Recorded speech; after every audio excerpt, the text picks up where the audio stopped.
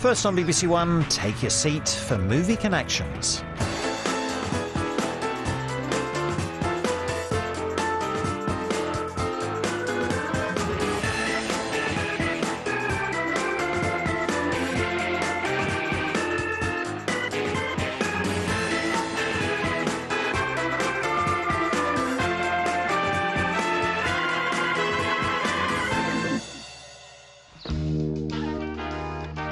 This is the story of Bill Forsyth's Gregory's Girl, a wee 90-minute gem which put a little bit of Scotland on the big screen and won the hearts of audiences around the world. Are you Gregory?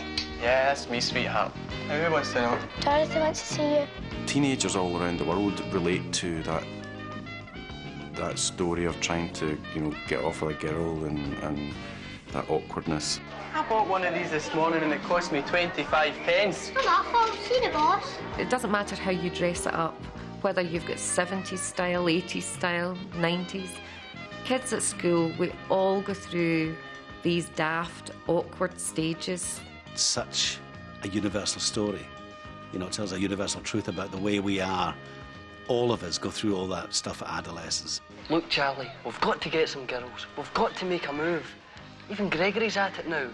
Bill seemed to know how funny we could be without us knowing it, I think it was very fresh for its era, very original, and it had an innocence. What about Alan? Do you think he's still a virgin? Nah, he's been in the school orchestra for over a year now. They had a girl playing football and boys baking cakes. I mean, that stuff, it was kind of pushing wee boundaries then, and I think that's what's brilliant about it. Director Bill Forsyth scored a memorable hat-trick with his themes of football, school days and first love in this heartwarming tale of teenage romance. The plot centred around Gregory, who falls for glamorous but aloof Dorothy, who just happens to have replaced him on the school football team. Scotland boss Ali MacLeod might have found Dorothy useful when he left for the Argentina World Cup with high expectations, only to return home after the first round in deep disgrace. And if that wasn't bad enough, the 1979 referendum on Scottish devolution failed to get enough people saying aye, and economic decline was evident just about everywhere. Who'd have thought that a low-budget movie full of teenage amateur actors would give the nation the lift it so desperately needed? I didn't imagine in a million years that Gregory's Girl was going to be received the way it was. You just imagined it would be a wee Glasgow movie, maybe run for a couple of weeks and that would be it. You think, well, maybe it'll be on, BBC late night one night. Hope for the best. No one, I don't think, with the best will in the world, had any idea what this film was going to turn out to be. And why would they have? Most of the Gregory's Girls cast didn't have an inkling they'd become movie stars when they began kicking off their weekends at the Glasgow Youth Theatre in the city's East End.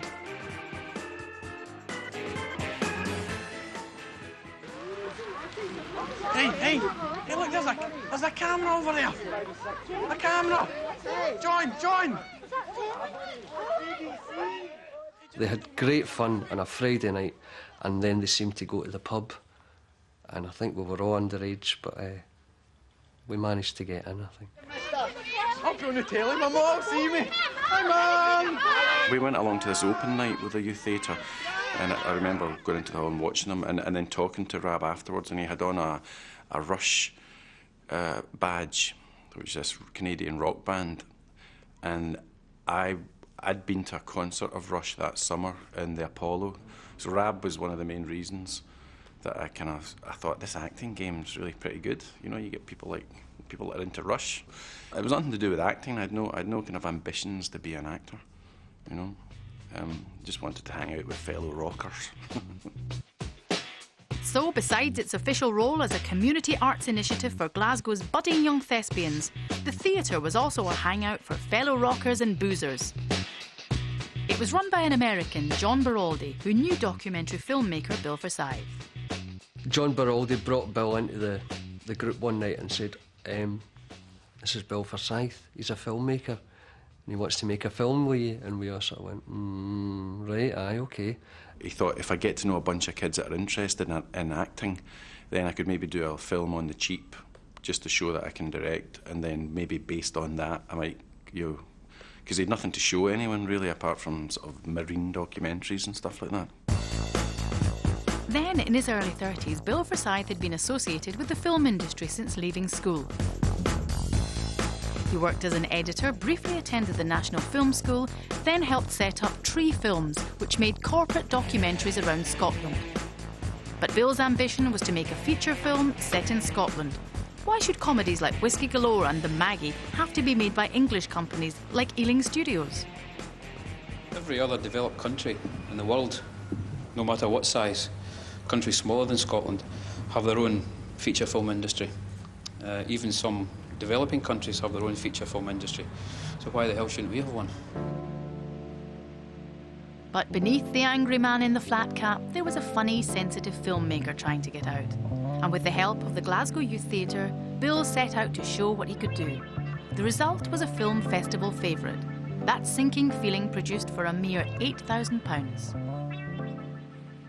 We gave him a whole load of ideas and he went away and scripted them, developed a script and produced a script for That Sinking Feeling. And before we knew it, we were filming some stuff, which was great fun. We'd never done anything like that before. Bill would get friends that were working in documentaries to get him the short ends and all the leftover stock that they had, they would steal for him. And using that, he filmed That Sinking Feeling. That Sinking Feeling is a comedy heist caper in the hands of Glasgow youths who set out to make money in hard times by robbing sinks from the local warehouse. The problem with working with amateur actors is precisely that. They're amateurs, and this lot were thirsty amateurs to boot. You know, some nights they'd have a schedule and stuff. They'd post a schedule to us saying, Friday night we're filming in the warehouse and stuff, be there at 6 o'clock and stuff, and we were thinking, Friday night, that's when we go to the pub on a Friday night. What's this area famous for? What's it well known for? Drunks? Muggles? Multiple social deprivation. Sinks! Stainless steel sinks! Hundreds of them up at Martin's warehouse! Sinks worth a fortune! My dad never really believed that at all, I don't think, until he saw my name outside the cinema. And it just happened to be a cinema in Glasgow at the time called the Classic Grand, which was known as the porn cinema in Glasgow. But they were showing That Sinking Feeling and they had my name up outside, and I think my dad was mortified first because my name was outside the porn cinema. But he went in to see it and his attitude changed, it was very good. That Sinking Feeling was a critical success and caused ripples within the film industry around the newcomers on both sides of the camera.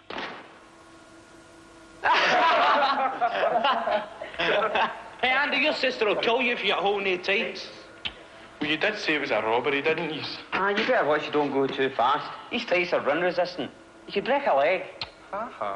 Great reaction. I've got a review from Variety magazine for it. It's a cracking wee review, just a wee bit about that. But it went on to describe me as a foxily grinning Robert Buchanan, and my mum loved that. She had that underlined and in the scrapbook, Bill Forsyth now had That Sinking Feeling as his calling card to go with a script he'd already written, Gregory's Girl. He pitched the project to Chariots of Fire producer David Putnam, who said no. So Bill Forsyth went to the next producers on his list, who said yes. Davina Belling and Clive Parsons were the perfect producers for Bill Forsyth.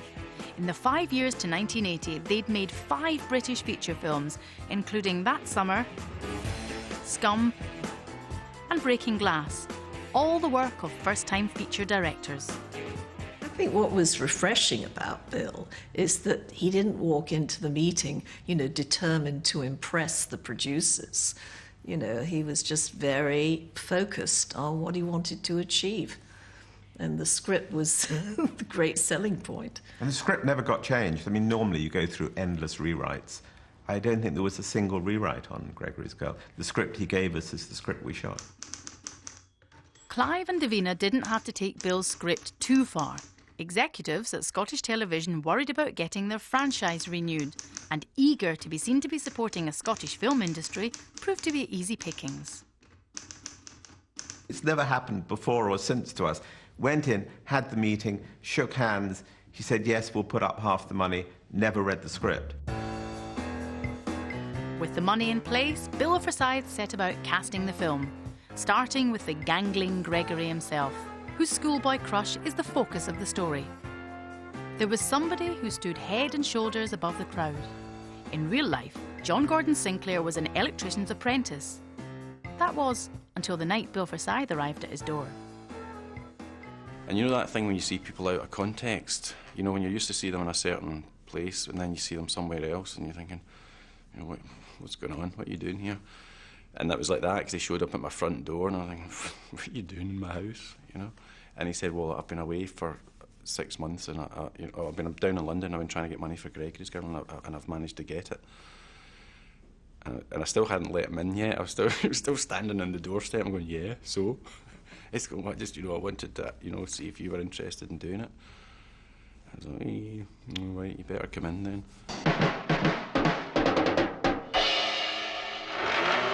Gregory was a typical 16-year-old boy, obsessed with music, girls, and himself.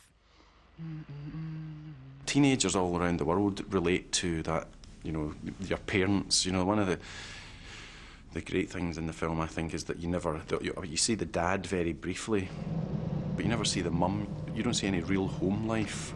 Mirror and brake. That's the way. Relax position. Brake. That's the way.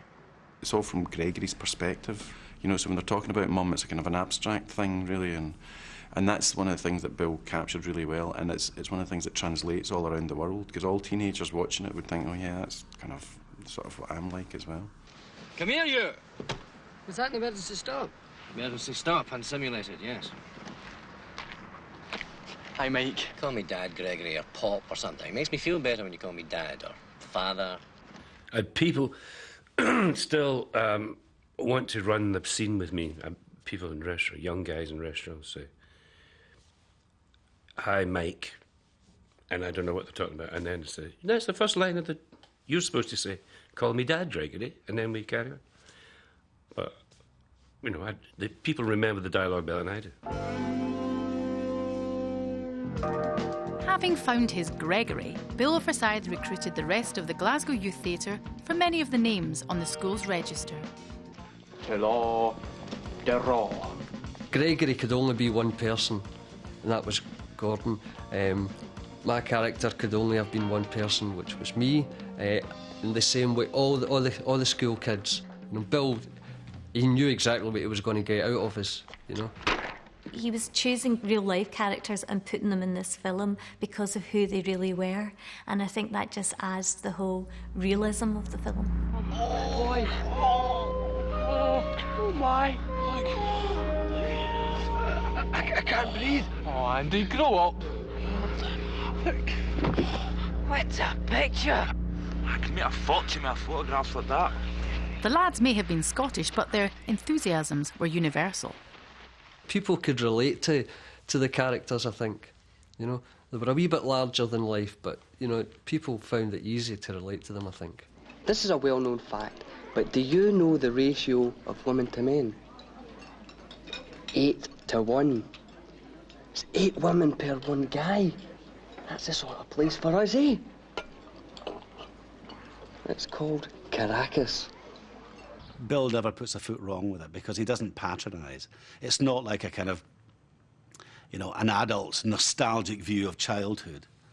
You know, it's a very shrewd eye on the way that adolescents behave. They just kind of go mental, you know. Or you wake up in the morning, you've grown a foot, you know, and your hormones are going berserk. Meow. Meow. And what's the best thing to beef up a plot involving hormonal boys? Girls, obviously. And Claire Grogan found herself being personally approached for the part of Susan. I had a summer job in a restaurant in Glasgow called the Spaghetti Factory. And Bill came in one night and he said to me, I'm going to be making a film this summer. Would you like to be involved? And I really didn't know what to say. I was a little bit suspicious, and I wondered just how many other people were going to be involved in this film that we were going to make. Was it just going to be me and Bill in a camcorder, for example? I had no idea. Now the film needed its Dorothy, the glamorous and talented footballer who saves the team and becomes the object of universal adoration. Unlike the other leads, Dee Hepburn was a professional actress who'd appeared on TV as Maggie in the prime of Miss Jean Brodie. I don't want to be an artist, Mum. Well, what do you want? What all girls want. To marry a successful man and have nice things. She wasn't part of the youth theatre and she wasn't part of that whole gang and stuff, so aside from trying desperately to get off with her, you know, that's more, I remember more about that really than I do actually filming with her. I'm here for the trial. Look, this is a football trial, dear. Maybe Miss McAlpine's up to something with a hockey team, I don't know. But this here is football. For boys. That's right. I remember thinking, I wish I could have some funny lines. Because she did feel a wee bit, you know, I'm the straight guy here. But when you watch it at the end, everyone's got to play their own part in it. But we made up for it off camera anyway. She's gorgeous. She is absolutely gorgeous. He may have thought she was gorgeous, but Dee's biggest challenge was to convince a sceptical nation she could actually play football. So before filming started, she went on an intensive 6-week training programme with Partick Thistle.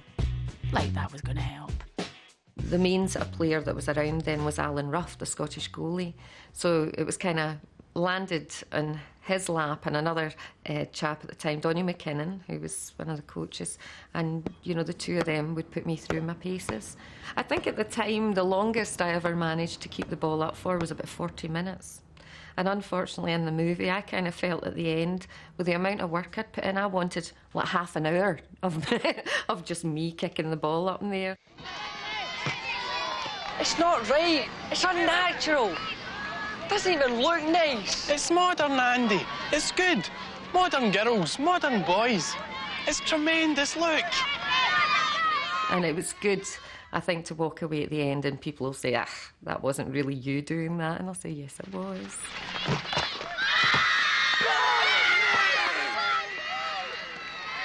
Look at that. It's disgusting. That's perverse. In a football field. With kids watching. That's the sort of thing that gives football a bad name. Gregory is smitten by the school pin-up Dorothy. Beautiful, unattainable Dorothy. How does he get her?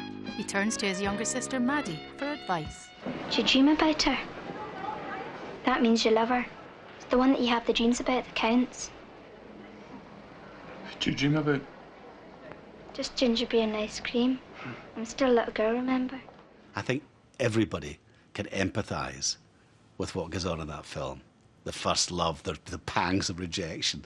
Boys and girls, love is like, you know, the same everywhere. So maybe that's what it is, and it's just so well observed.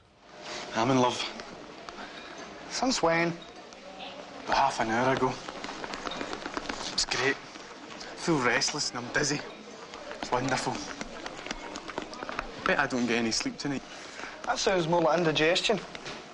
Part of the charm was how the grown-ups seemed to be much more childish than the children. So he does a complete about turn where you've got the kind of teenagers in the middle just being teenagers, but the older characters are being children and the children are being adults. Playing the childish adults were some of Scotland's leading acting talent, including Dave Anderson as Gregory's mysterious dad, Chick Murray as the eccentric school headmaster, and Jake Darcy, John Bett and Alex Norton as the immature teachers. What struck me when I read the script was how Bill had almost kind of reversed the whole thing, that, you know, the kids were acting like adults, and all these adults were just like, you know, retarded adolescents. I like your moustache. What's it show already? I've only been growing it 2 days. Thanks a lot. Oh, yeah. It's really nice. Makes you look very, grown up. Thanks. Very, very mature. Yeah, right. I mean, you look at least 15 already. A new town, itself not much more than 15 years old, but divorced from the grime of Glasgow or the beauty of the Highlands, provided Bill Forsyth with the anonymous location he wanted for Gregory's Girl. So where was this perfect backdrop for his modern teenage romance? What's it called? This supposedly dull and uninspiring place. What's it called? This place whose heart and soul could only be provided by the people who lived there. What's it called? Cumbernauld, a new generation.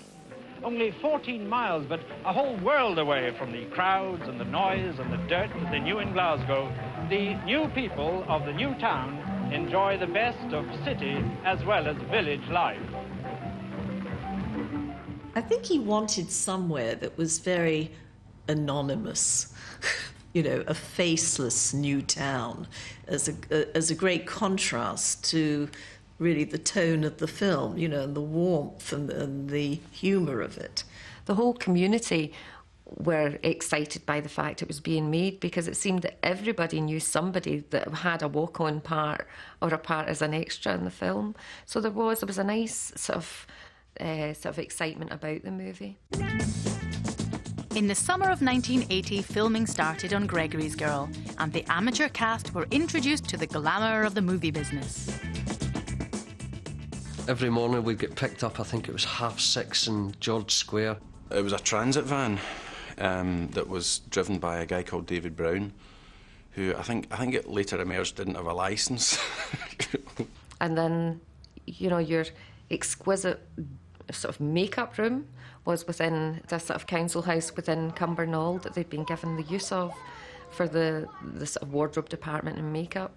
So you sort of descended on there, pulled out your sister's shorts that you've borrowed for the filming because it was low budget. So my lovely white shorts that people joke about weren't even mine, they were my sister's. But no, everything was, it was very down to earth. With the whole cast occupying an actual comprehensive school for the duration of the summer holidays, Bill Forsyth's documentary style captured the feeling of real people in a real, if wacky, world. Off you go, you small boys. We looked up to Bill, obviously. He was a lot older than us, you know, and he was a filmmaker. So that was quite cool. But he was a friend, which was more important than anything else, I think, at the time. He was actually just great with young people, very in tune with what it was like to be that age, and that is, you know, that transpired throughout the whole making of the film as well, just allowing people to be themselves. Do you get any plasters in here? There's none next door. No, maybe. I'll get some.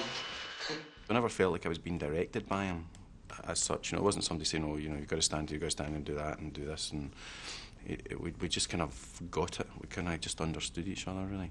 You're just obsessed by a beautiful, young, unattainable girl. So what? Stop saying things like obsessed and unattainable. It's love. The pain of unrequited love was as nothing compared to the problem of bringing well-observed and touching moments to the big screen on a meagre £200,000 budget. There were things like no catering, you know, so the production manager cooked hamburgers in the production office. It constantly rained. The grip was only on certain days. I mean, Bill had to decide what day he wanted to move the camera. Ice cream vans. It just so happened it was the school holidays, and most of the time we were filming during daylight hours, and the ice cream vans just continued all day. You just knew it was going to happen. You would just get focused and the jingle would start in the background. Dorothy! I just wanted to say, anytime. For more practice, anytime. Right, Ta. Also, would you like to come out with me? Okay. Bill never allowed himself to be pressured by the lack of money. Bill was just determined to get what he wanted to get and what he felt he needed, which actually is good. You don't really want a director who's only interested in coming in on budget and schedule and all of that. I mean, those things are really important, but of course it's much more important to make a wonderful film. Despite having a wonderful script already, Bill Forsyth was canny enough to let accidental moments stay in the movie, to give it an off-the-cuff feel. And Bill's like, cut. Adrian, who was the designer, you've spelt Caracas wrong. And she's like, oh, God, sorry, I'll do it again. And Bill's like, no, hold on. It's spelt wrong. You know, you've got a couple of minutes. Do something. That's not the way you spell Caracas anyway. What? What do you mean? Caracas is spelt with an A. C-A-S, not C-U-S. Well, why didn't you tell me that before? But a lot of his directing was like that, you know. Can you just change this a wee bit and maybe do a wee bit like that, you know? So a lot of it was quite free, quite open. Every day you would arrive and the penguin suit would be hanging up empty, and we're saying, why is there a penguin suit? I'm sure it wasn't in the script. I don't remember anything but a penguin being in the script. I'm positive that the costume was lying about somewhere. Hey, room 4.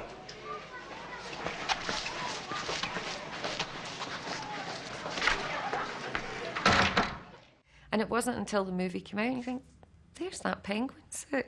But Bill did that deliberately, and it was like a standing joke amongst ourselves, you know. Who's the penguin suit for? Room 16. Hurry up. The penguin is someone called Christopher Higson, who is the son of Paddy Higson, who was the production manager on the film. And he actually is working for Peter Jackson in New Zealand, the maker of the Lord of the Rings films. So he's still in the industry as a model maker. When Dorothy doesn't show up for their date, Gregory's confused. Will he get the girl? Or any girl? Emotions were also running high because filming was finishing. Journey's end for both characters and cast. Well, I feel like a human being again. Look, I've got to go home. I really enjoyed the walk. You go that way, right, and I'll go this way. See you. Hold it, Gregory. I thought we were going for chips. You know, you get kind of wrapped up in this lovely wee soft bubble. It's a movie, and you're with all your pals every day and just having a great time, you know. And when that ends, it's like you kind of grieve. I had a real grieving process afterwards because it's like dying. It's like someone's died. It was 6 intense weeks of everyone working together, and then that was it, you know. So it seemed to be over in a flash. The tender observations, teenage angst and surreal comedy were edited into 91 minutes for general release. But would an audience respond to Gregory? The world premiere in Glasgow was the crucial test. We went in together, the whole crowd went up together, and as we went in, the 2 football teams that you saw playing football in Gregory's Girl, they were standing, lining the stairs, going up. There's definitely something in the air tonight, Charlie. Something in the atmosphere. The thing with a comedy is, you know, you sit there and you hold your breath, because if people don't laugh, then, you know, there's not much you can do about it. I was sitting there mortified because I thought I've ruined Bill Forsyth's career. I was thinking this is the worst thing I've ever seen in my life, and I thought I just want to go home. I shouldn't have done this, I shouldn't have done that, I look dreadful, just total criticism. You know when you get pictures back from your holidays where you're sitting with your sunglasses on and you remember when the picture was taken thinking, I look pretty cool in this, you know, and then you get it back and you think, what a tit, you know. So I was watching it going, what a tit. But the cast needn't have worried, as the audience immediately warmed to the film, laughing as Gregory, expecting a dream date with Dorothy, was led on a mystery tour by a succession of 4th-year girls. What are you up to? Nothing. And suddenly, you know, it was like fireworks going off. Just laughing, you know, slapping their thighs all the time, you know, just belly laugh after belly laugh. Even then, when I saw it in Glasgow, you know, we didn't know it was going to go on to become such a big international film. Just thought, God, this is the best Scottish film made since Whiskey Galore. And then it suddenly becomes this huge international hit. The wider world was to discover the identity of Gregory's Girl as word spread far beyond Scotland. Hello, Gregory. What are you up to? The film played in one London cinema for a whole year and attracted the attention of a really big-name Hollywood producer. We're just cruising. And then Sam Goldwyn, who used to come to London regularly, was staying at the Athenaeum, and the receptionist at the hotel told him that he had to go and see this film. And that's how the American release came and about. He went to see it. I mean, this, of course, was Sam Goldwyn Jr., we should say. He went to see it and called up and said, I didn't understand a word of it, but I know it's a great film. We are clinging to the surface of this planet while it spins through space at 1,000 miles an hour, held only by the mystery force called gravity. Wow. A lot of people panic when you tell them that and they just fall off. But I see you're not falling off. Goldwyn took the film to America and suggested the real Gregory and his girl Susan tour coast to coast to promote it. It was funny. We were getting chauffeur-driven everywhere. We were staying in fantastic hotels. Anything we wanted, within reason, we could have. Of course, we didn't even know how to take advantage of this situation. No, we were invited to go along to the Golden Globes to meet the committee of the Golden Globes, and I didn't want to go. I didn't know what the Golden Globes were. And we were like, no, we're sorry, we're going shopping. And that's exactly what we did. And I think that kind of sums Gordon and I up at that stage. We had no idea. Ironically, on a tour designed to promote his career, John Gordon Sinclair appeared to do his more harm than good on a visit to one very powerful Hollywood film executive. We got to meet the head of United Artists and stuff, and I was really, really fed up with the whole thing. And I sat in his office and he said, you know, I really loved, I loved your film, your film, and I thought, I'm just going to sit and let him see what he's going to come out with. So I just sat there going, what film? What's that? What film? And he's going, I said, no, I don't know. What film? And so I thought, right, so I'm never going to work with United Artists. But before releasing Gregory's Girl in America, Sam Goldwyn Jr. insisted on changes. His previous experience of taking a regional Brit pick to the States had been Ken Loach's Kes, which bombed because no one understood the accent. He wasn't about to make the same mistake twice.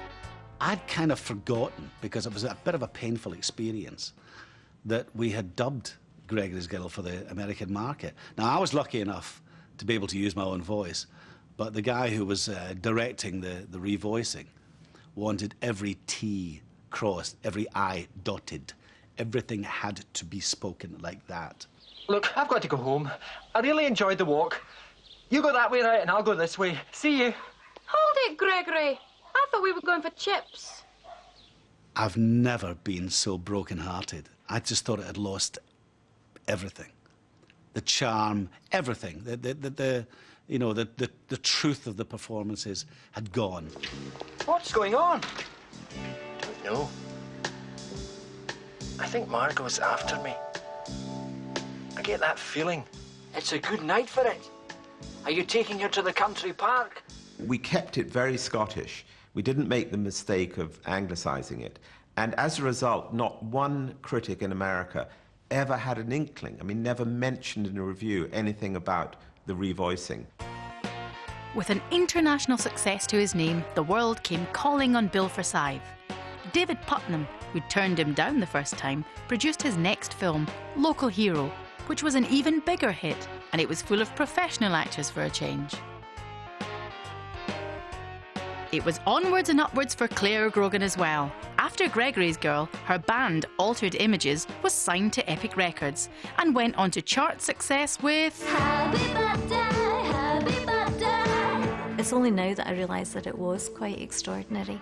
And of course you think it's going to remain that way, you think you're just going to go from one, situation like that to the next. And of course you don't, Nobody ever does. In 1983, Claire Grogan played the lead in Bill Forsyth's next film, Comfort and Joy, and was reunited with producers Davina Belling and Clive Parsons. Davina and Clive went on to produce such movies as True Blue and I Am David, and in 2005, they won a BAFTA for their children's TV series, The Giblet Boys. For Dee Hepburn, life after Gregory's Girl included parts in the Scottish series Maggie. She also presented It's a Knockout before doing 3 years hard labour in Crossroads. But 12 years after Gregory's Girl, she decided to put showbiz behind her. I suppose like most people, you get to a point in your life and you think, do I want to be doing this forever? And although I really loved the work, I wanted to have a family. I wanted to step away, have my children and be able to do that without limelight surrounding them. John Gordon Sinclair also tried pop singing with Scotland's 1982 World Cup squad.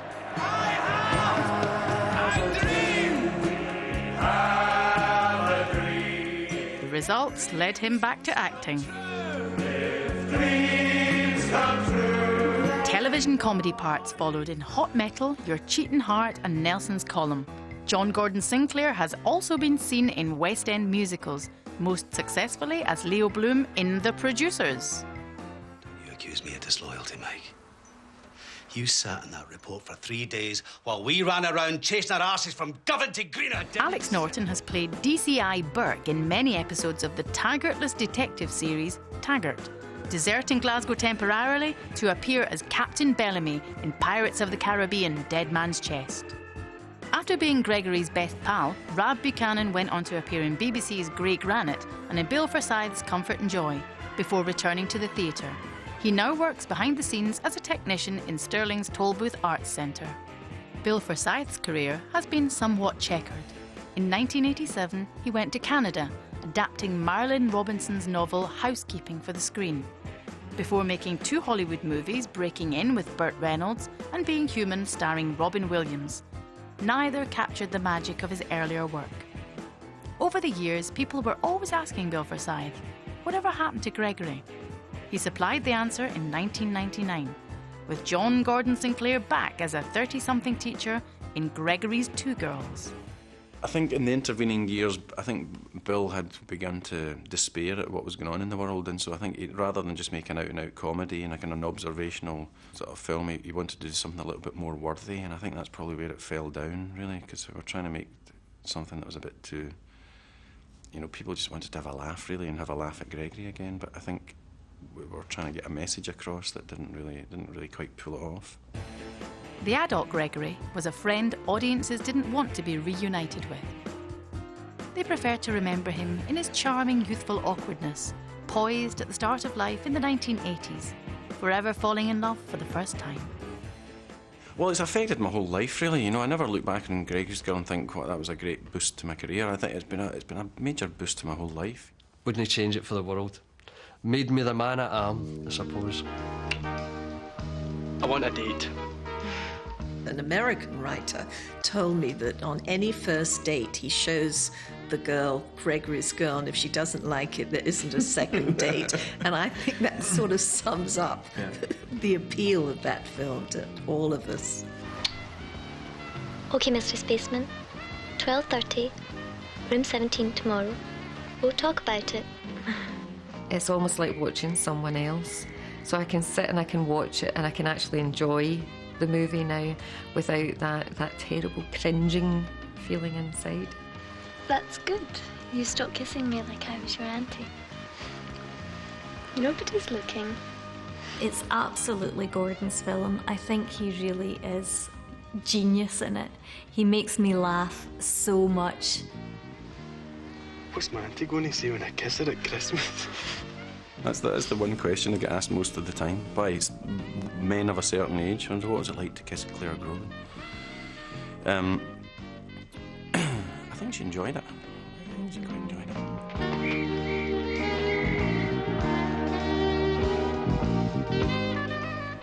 Top stand-up comedy with Jack Dee and the return of Live at the Apollo at 10:35 next Monday here on BBC One. Next tonight, the former England cricket coach Duncan Fletcher answers his critics on Inside Sport.